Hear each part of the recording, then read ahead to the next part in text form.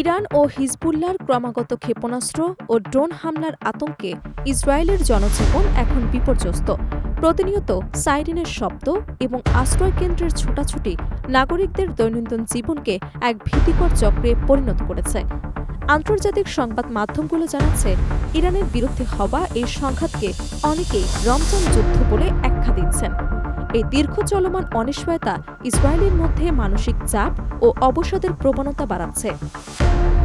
দিনে রাতে নিরাপত্তার জন্য ছুটে চলা, হঠাৎ সাইরেন বেজে ওঠার কারণে আতঙ্কিত হওয়া এবং কিছুক্ষণ পর বিপদ কেটে যাওয়ার ঘোষণা এই চক্র নিয়মিত ঘটছে। ইরানি বার্তা সংস্থা তাসনিম নিউজ জানিয়েছে, অনেক সময় প্রযুক্তিগত ত্রুটির কারণে সাইরেন বেজে ওঠে, যা মিথ্যা আতঙ্ক তৈরি করছে। তাছাড়া কখনো আসল হামলার সংকেত দেরিতে পাওয়ায় নাগরিকদের মধ্যে দীর্ঘস্থায়ী মানসিক আঘাত ও মৃত্যু ভয় দেখা দিয়েছে। বিশেষজ্ঞরা বলছেন, এই অনিশ্চয়তা এবং আতঙ্কের চক্র মানুষের মানসিক স্বাস্থ্যের উপর মারাত্মক প্রভাব ফেলছে। শিশু, বয়স্ক এবং অসুস্থরা সবচেয়ে বেশি ক্ষতিগ্রস্ত হচ্ছে।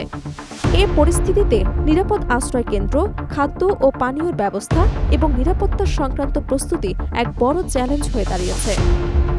দীর্ঘস্থায়ী চাপ, অনিদ্রা এবং উদ্বেগের কারণে অনেকের মধ্যেই মানসিক সমস্যা দেখা দেওয়ার আশঙ্কা রয়েছে।